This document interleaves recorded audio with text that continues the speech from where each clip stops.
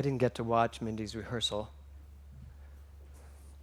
And of course, I have my message prepared today, but she did something just now during the song that I have to start this a little differently. Because Mindy is one of those singers that doesn't just sing the notes of a song, she sings the heart and the guts of a song. So there was a moment in the song just now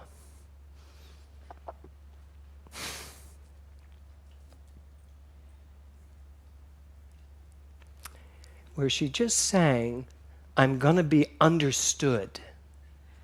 And the interesting thing is, I don't know that I've ever really focused on that lyric, but I don't think I've ever heard somebody sing that lyric the way you just sang it.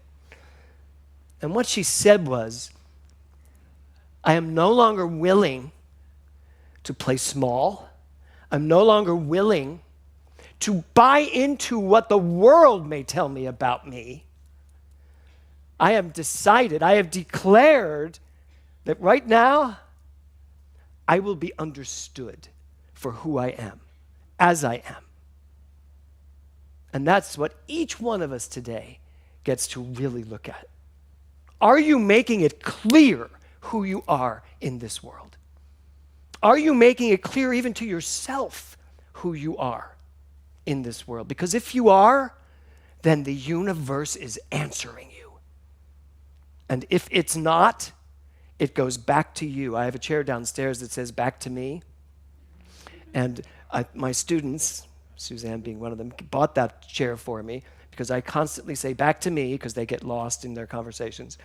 But you know what? That's really a better understanding of that "back to me." It all comes back to me. If I'm not being understood, then I clearly don't understand. That's my job.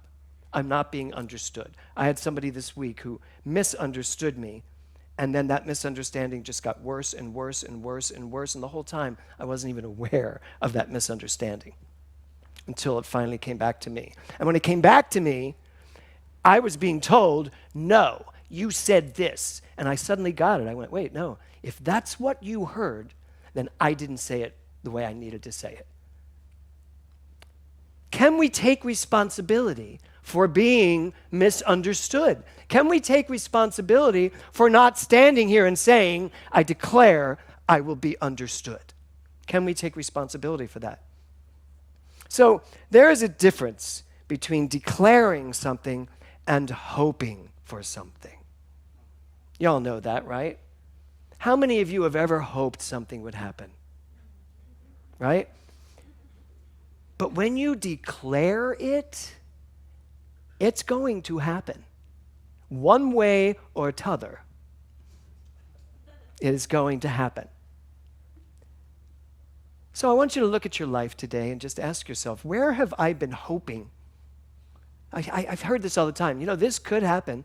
Really? It could happen? Or will it happen? This could happen.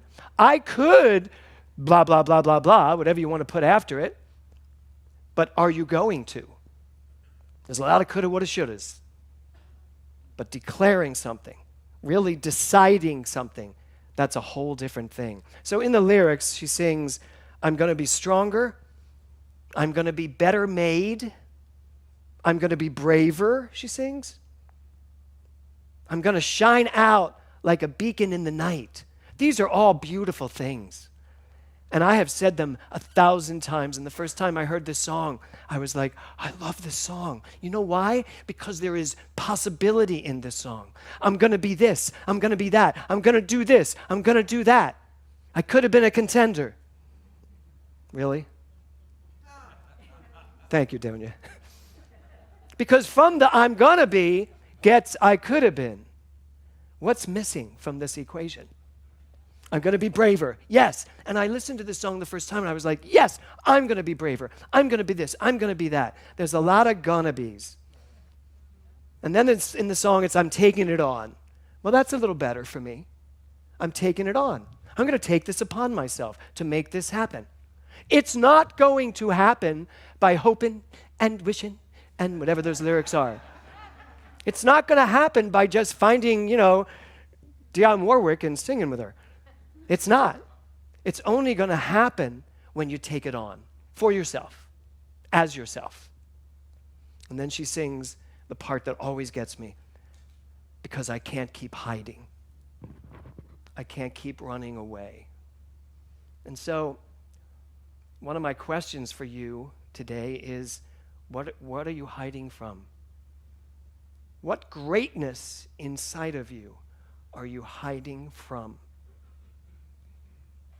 What part of your life have you not decided to have? What part of your life are you leaving muddy?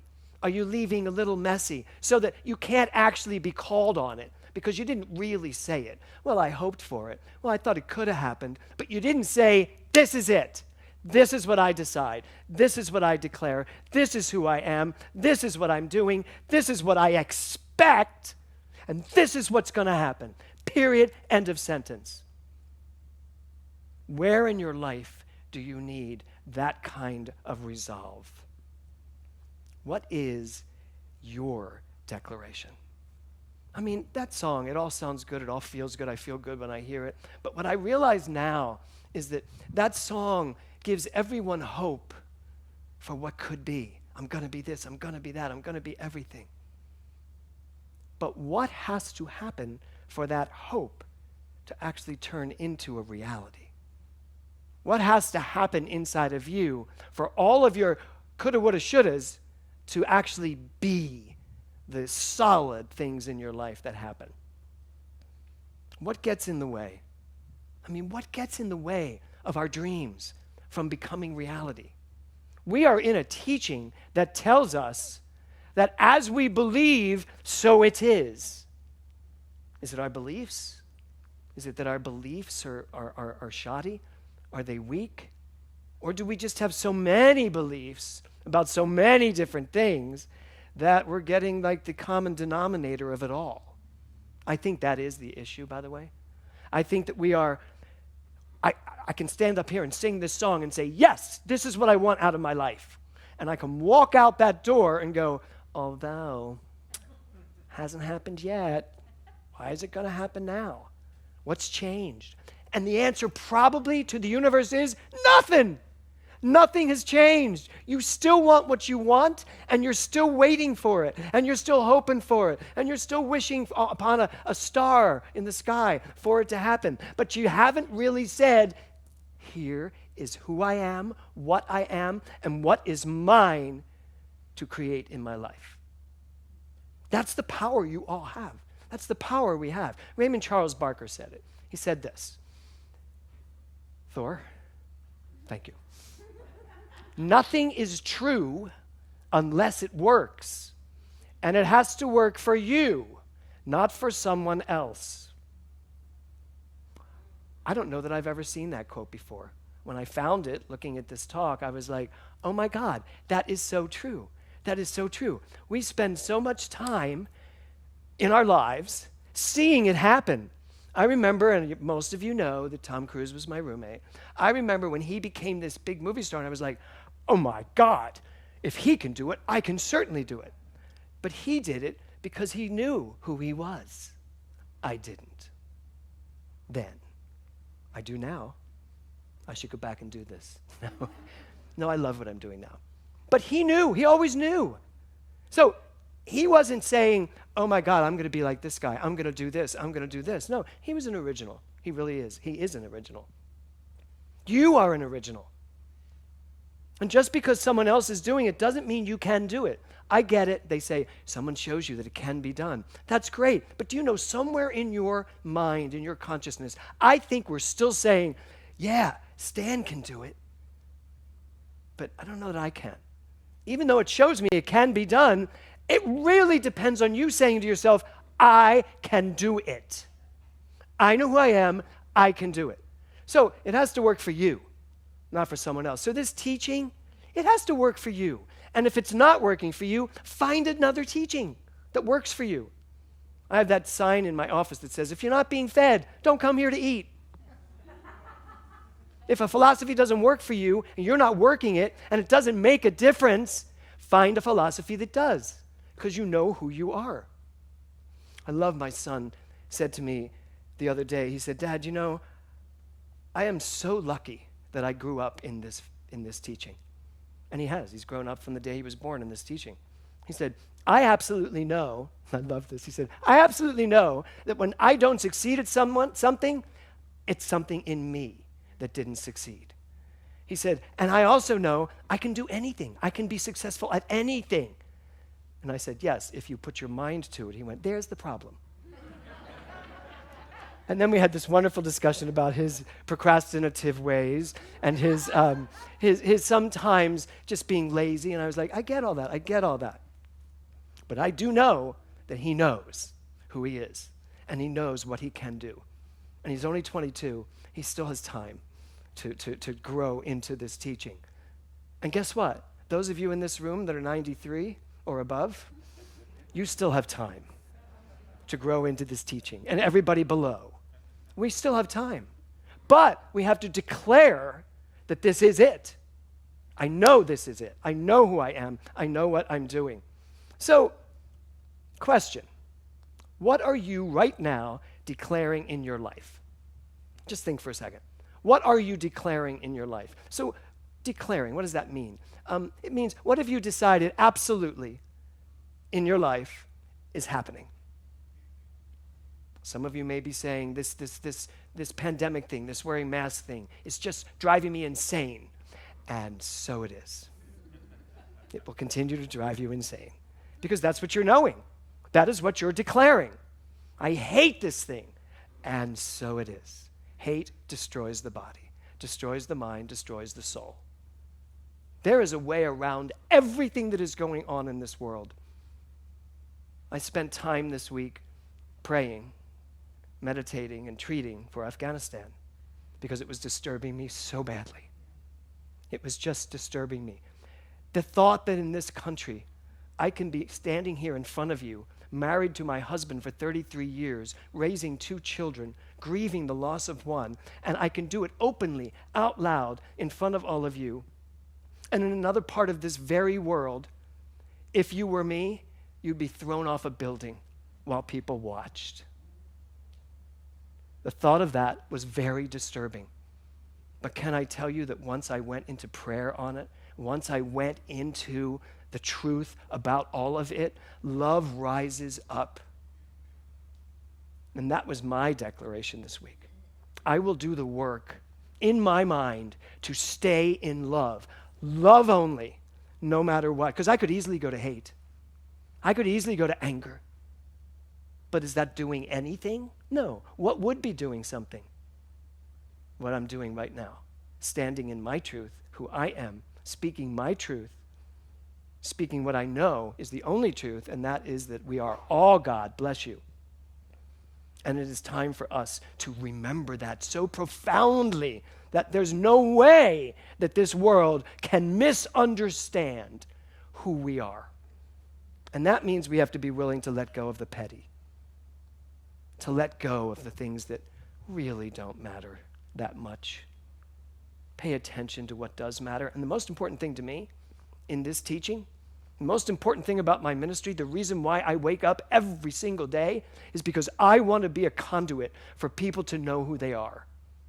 That's it. That's just it. I want to do it with my singing, my dancing, my belly dancing, everything I do. I just want it to be in some way instrumental in another person remembering or getting, maybe for the first time, who they are. So the title of my talk today is Dare to Declare. It's not that I'm Dr. Seuss today, rhyming everything, but dare to declare. It takes guts. It takes courage to actually say, this is who I am, and this is what I will do with my life. It takes courage, because you know what you're letting yourself in for? A possible defeat, or a possible, maybe this is the wrong thing I'm declaring. I had a friend this week who was trying to make a decision on a job, and it was like, you don't need to declare which job you're going to take, but what you do need to declare is that the right job is the job that will be yours. That's the declaration. And in the end it was. And in the end it is. But to dare to declare, having the guts, the courage to say, this is not working for me anymore. I've counseled many married couples, and many of them have gone separate, gone their own ways, because that was the perfect thing for them. But to declare and to say something's not working, that takes guts. Dare to declare what does work in your life, what doesn't work in your life, what you want out of your life, and what you are ready to let go of in your life. That's the daring that we end this month with. I know that every single person in this room wants a happier life, a healthier life, a more vibrant life, a richer life. How many people here would like to have less money in their life? You know what? Then you got to declare the opposite.